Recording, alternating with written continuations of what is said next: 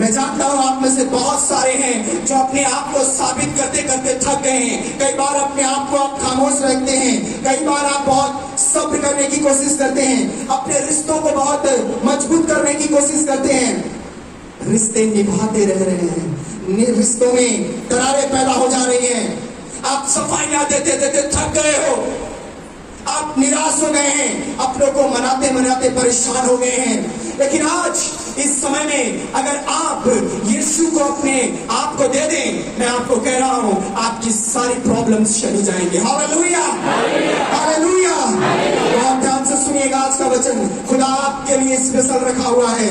आप इतने दिनों से आत्मिक जीवन जी रहे हैं, लेकिन कुछ कमियां हैं जो परमेश्वर आज आपको बताने वाला है। मेरे प्रियो, आप में से कितने हैं जितने लोग एंड्रॉइड मोबाइल यूज करते हैं?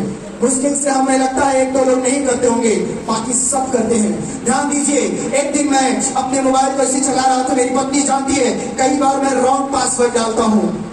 एक रॉन्ग पासवर्ड से मैं अपने मोबाइल के अंदर नहीं जा सकता। जा सकता हूं? कभी भी नहीं जा सकता। केवल एक रॉन्ग पासवर्ड डाल देने से मैं अपने मोबाइल के अंदर नहीं जा सकता। तो एक रॉन्ग लाइफ जीने से हम स्वर्ग में कैसे जा सकते हैं? उस परमेश्वर के पास जिसने अपना लहू देकर के हमें मोल लिया, कैसे जा सकते हैं? एक रॉन्ग पासवर्ड हमें मोबाइल के अंदर नहीं जाने देता है, जाने की कोई अनुमति नहीं देता है। तो आज मसीहत और मसीही लोगों का जो गलत जिंदगी है, वो कैसे उस स्वर्ग में दाखिल होने के लिए परमेश्वर हमें अलाउ करेगा? Check yourself. मेरे प्रियो, यदि मैं झूठ बोलता हूं, ये रॉन्ग है। अगर मैं घमंड करता हूं, अगर मैं क्रोध करता हूं, अगर मैं बैर करता हूं, अगर मैं निंदा करता हूं, अगर मैं घृणा करता हूं, अगर मैं किसी से नफरत करता हूं, किसी से जलन रखता हूं, मैं स्वर्ग नहीं जा पाऊंगा। अगर मैं गुलामी की जिंदगी जी रहा हूं, अगर मैं एक विचार की जिंदगी जी रहा हूं, मैं अपने आप पर गर्व कर रहा हूं, स्वर्ग जाने की अनुमति नहीं होगी। मेरी बात समझ रहे हैं? आप साथ सोच रहे हैं कि आप बहुत अच्छी लाइफ जी रहे हैं, लेकिन आप सच में आप वो हेवनली लाइफ नहीं जी रहे हैं जो परमेश्वर चाहता। मैंने बहुत बड़ी चीज सीखी इस मोबाइल से कि एक गलत पासवर्ड मुझे उसके अंदर नहीं जाने दे रहा है। अगर मेरी जिंदगी वचन के अनुसार नहीं है, पवित्र बाइबल के अनुसार नहीं है, मैं कितना भी दिखावा कर लूं, मैं कितना भी दान दे लूं, मैं कितना भी चर्च चालू, मैं बहुत बढ़िया आराधना कर लूं, मैं बड़ी बढ़िया प्रचार कर लूं, अच्छा प्रचारक अपने आप को घोषित कर लूं, स्वर्ग आपको अनुमति नहीं देगा आने के लिए। मेरी बात पर ध्यान दीजिए। अगर आप अपने घर में लड़ाई करते हो, आप अपने घर में झगड़ा करते हो, आप लोगों के लिए चुगली करते हो, स्वर्ग आपके लिए नहीं। मैं कैसे कह सकता हूं कि परम प्रधान पवित्र परमेश्वर प्रभु यीशु मसीह से कि वो मुझ में है और मैं उसमें हूं? मैं कैसे कह सकता हूं इस बात को? यीशु घमंड में नहीं है, यीशु क्रोध में नहीं है, यीशु पाप में नहीं है। अगर हमारी जिंदगी पाप में है, वो कैसे हमारे अंदर रहेगा? जानते हैं कलाम कहता है, हे कुकर्म करने वालों, मेरे पास से हट जाओ, निकल जाओ। एक रॉन्ग पासवर्ड, एक रॉन्ग लाइफ आपको किसी भी चीज की अनुमति नहीं देगा। ये वचन जो मैं आपको बोल रहा हूं, ये मत्ती 7 अध्याय उसके 21 से 23 पद को जब आप पढ़ेंगे, वहां पर परमेश्वर ने साफ साफ कहा है, तुम कहोगे कि मैंने तेरे नाम से अद्भुत काम किए, मैंने भविष्यवाणियां की, मैं नाम लेकर के लोगों के लिए भविष्यवाणी करता था, लेकिन रॉन्ग लाइफ आपको स्वर्ग जाने की अनुमति नहीं देगा। रॉन्ग लाइफ आपको ब्लेसिंग में तब्दील नहीं करेगा। अगर आप चर्च दिल से आते हो, आपको आशीषें नहीं मिली, तब पर भी आप लगे हो बिना स्वार्थ का, आप खूब प्रार्थना कर रहे हो, रिजल्ट नहीं आ रहा है, उसके बावजूद भी लगे हो, कैसे नहीं सुनेगा परमेश्वर? कैसे वो आपके आंसू को नहीं पोंछेगा? हे कुकर्म करने वालों, यहां से चले जाओ, मैं तुम्हें नहीं जानता हूं। और यही गलत जिंदगी के कारण कई बार हम आंसुओं की जीवन जीते हैं। कई बार हम कहते हैं हम मरेंगे, हम सुसाइड करेंगे, हम बहुत कोशिश कर लिए। आप सताव से होकर के जाएंगे, घर में सताए जाएंगे, अपने लोगों से सताए जाएंगे। अगर जैसा यीशु कह रहा है वैसा मैं नहीं जी रहा हूं, मैं हेवन का हकदार नहीं। यीशु ने कहा मेरे पीछे हो ले, मेरे पीछे आओ। इसका मतलब आप समझते हैं, कह रहा मेरे पीछे हो ले, मुझे फॉलो करो। ये नहीं कहा था मैन ऑफ गॉड को फॉलो करना, मेरे चंगाई को फॉलो करना, मेरी मिनिस्ट्री को फॉलो करना। नो, उन्होंने कहा जैसे मैं मारा गया तुम मारे जाओगे, तुम सताए जाओगे, तुमको दुख दिया जाएगा, तुम्हें कष्ट दिया जाएगा, तुम निराश हो सकते हो, मुझे फॉलो करो। मेरे पास रहने के लिए घर भी नहीं है, मुझे फॉलो करो। और हम क्या फॉलो करते हैं? बड़ी मिनिस्ट्री चाहिए, बहुत लोग चाहिए, चिन्ह चमत्कार चाहिए।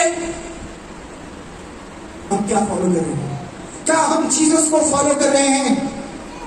आज ऐसे एक स्टड्स नहीं रहे, ऐसे वर्शिपर नहीं रहे। दाऊद के बारे में लिखा है जब वो ऐसे वीणा बजाता था या गिटार बजाता था, कुछ भी बजाता था, और साथ साथ ब्लेसिंग्स आने लगती थी, ग्रेस आने लगता था, अनॉइंटिंग फ्लो होने लगती थी, अभिषेक के हमारे लोग एकदम खुश हो जाते थे। कहां है ये लोग? कहां गए ये लोग? आज हमें और अपने आप को तैयार करना है, उस अनॉइंटिंग में लेके जाना है कि जब मैं बोलूं, जब मैं गाऊं, तो प्रभु मैं तेरे उस अनॉइंटिंग को महसूस करूं अपने घर में, अपने लोगों में, अपनी कलीसिया में। पवित्र आत्मा बहने लगता था, अभिषेक बहने लगती थी, ग्रेस बहने लगता था। आज हमें और आपको चाहिए। हम क्या परमेश्वर से भवन में मांगने आते हैं? प्रभु मेरी रक्षा करना, मेरे जॉब की रक्षा करना, मुझे चावल दे देना, मुझे आटा दे देना, मुझे बीमारी मत देना, ये कर देना, वो कर देना, ऐसे कर देना। हम चाहते हैं वो मेरे हिसाब से चंगाई दे, वो मेरे हिसाब से छुटकारा दे, वो मेरे हिसाब से काम करे। जीसस ने ऐसा कहा कि मैं तेरे हिसाब से काम करूंगा। जो अच्छे हैं वो बचाए जाएंगे, जो प्रार्थना योद्धा है वो बचाए जाएंगे, जो परमेश्वर के अनुयायी है वो बचाए जाएंगे। सबसे जरूरी बात क्या है मसीहत में? ये पेड़ यहाँ पे लगाया गया है, अगर इसमें फल नहीं है तो क्या होगा? काटा जाएगा। और परमेश्वर ने कभी भी नहीं चाहा है कि तुम आग में जलाए जाओ। बाइबल में कहीं नहीं लिखा है, लिखा है तुम फल लाओ, बहुतायत का फल लाओ। उसकी मर्जी नहीं है कि इसको काट करके इसको आग में झोंका जाए। उसकी मर्जी यह है कि तुम फल लाओ, तुम फल लाओ। तुम्हें जलाने के लिए मैंने नहीं बुलाया, तुम्हें फलवंत बनाने के लिए मैंने बुलाया है। मेरे प्रियो, हमें और आपको बहुत ज्यादा जरूरी है कि हम समझे इस बात को कि परमेश्वर हमसे और आपसे क्या चाहता है, उसकी क्या मर्जी है हमारे और आपके जीवन में। परमेश्वर हमसे क्यों इतना बेहद मोहब्बत करता है। जानते हैं जॉन वेस्ली ने क्या कहा? अगर जब तक तुम जिंदा हो, जितना दान कर सकते हो करो, जितना भर के कर सकते हो करो, जितने कंगालों पर दया कर सकते हो करो, अपनी धन को जितनी सेवकाई में लगा सकते हो लगा लो। लेकिन हम क्या करते हैं? जब तक जिंदगी है, यीशु ने कहा कंगालों की सुधि ले, कंगालों की सुधि ले। आज प्रभु आपको भर के दिया है, आप कितने कंगालों को सुधि लिया है? ब्लेसिंग्स कहां से आएंगी? वो बरकत कहां से आएगा जो परमेश्वर आपको देना चाहता है? यीशु ने कहा भलाई करना। एक बार यरूशलेम मंदिर के पास यीशु मसीह अपने चेलों के साथ बैठ गए और वो देख रहे थे मंदिर में बहुत सारे लोग आ रहे थे और मंदिर में आकर के लोगों ने काम डालना शुरू किया, पैसा देना शुरू किया, जो प्रभु का हक था देना शुरू किया। यीशु अपने चेलों के साथ बैठ के देख रहे थे और वहां पर देखते हैं एक स्त्री आई, वो दो दमड़ी डाली, यीशु आनंद से भर गया, चेलों से कहने लगा, सुनो सुनो सुनो, अरे देखो इसने आज परमेश्वर की मर्जी के अनुसार काम किया है, इसने अपनी पूरी जीविका दे दी, पूरी जीविका दे दी। यीशु आनंद के मारे भर गया, अपने चेलों को ये बात बताने लगा, लोगों को बताने लगा, सबसे ज्यादा दिया। उसमें उसका लव था, उसमें उसका डेडिकेशन था, उसमें उसका जीविका था, उसमें उसका सब कुछ था। परमेश्वर क्या चाहता? आप मोहब्बत से दिया करो, आप खुशी से दिया करो। आप भर भर के लेना चाहते हो तो ठूस ठूस के देना भी सीखो, ताकि खुदा का काम और बढ़े, बरकतें हमारे जीवन में आए।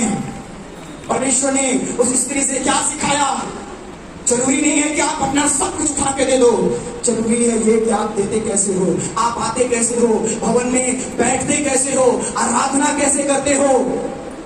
ये जरूरी है। मैं आपको सच बताता हूं, अगर आप परमेश्वर के संग चलने वाले लोग हैं, अगर आप प्रभु की आराधना और उपासना करने वाले लोग हैं, प्रार्थना योद्धा है, आप कहीं से अपने आप को बाइबल के बाहर काम करने नहीं देंगे, पाप को आने की अनुमति नहीं देंगे।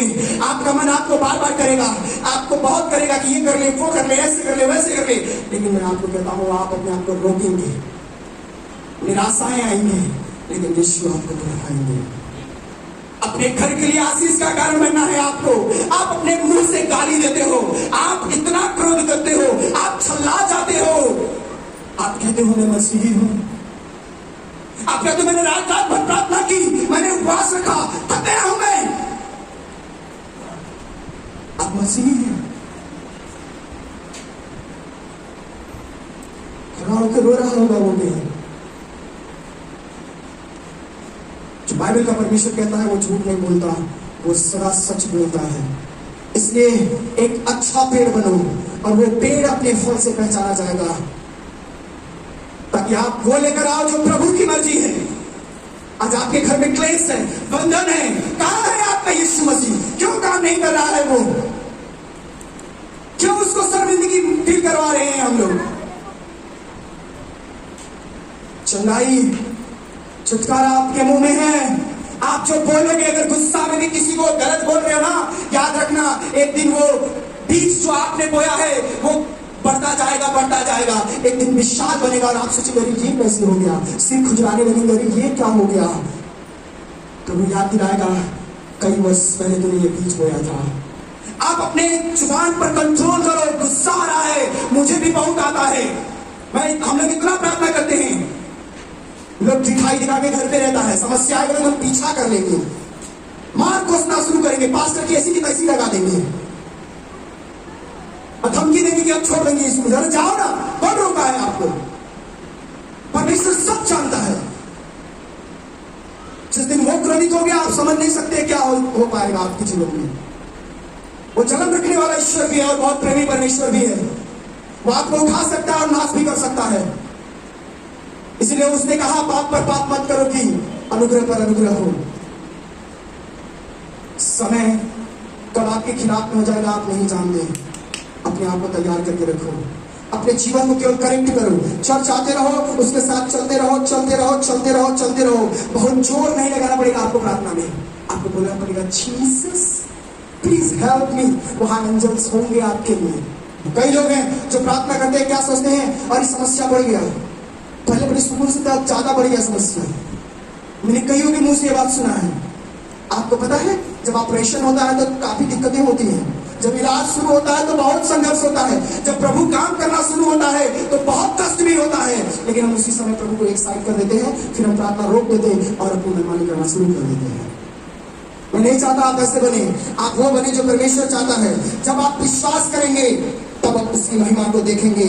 मैं आपसे कहना चाहता हूँ, आप जिस वचन को भी पकड़ो उसे पूरा होने दो अपने जीवन में और बहुत फल लाओ। पाप को अपने जीवन में मत आने दो और पाप में मत गिरो।